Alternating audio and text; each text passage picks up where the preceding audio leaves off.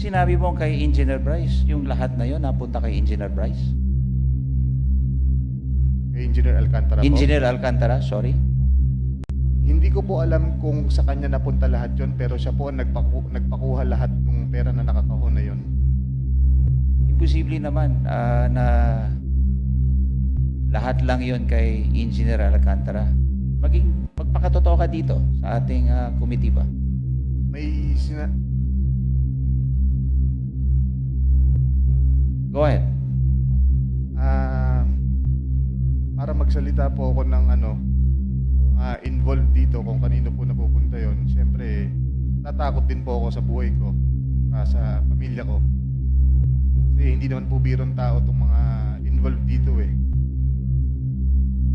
As I've So- said, Engineer Bryce, you will be protected by this committee as long as you will say the truth.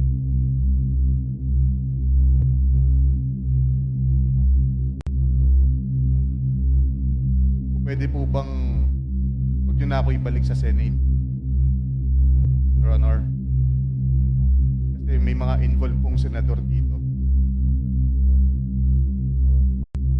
At hindi ko po alam ang magiging kapalaran ko. Pinalik niyo ako doon. Magsalita ka muna.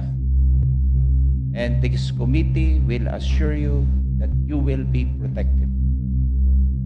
Your Honor, parang mas kailangan ko po muna ng assurance niyo bago ako magsalita. Can I have a 1-minute recess, Mr. Chair? Meeting suspended.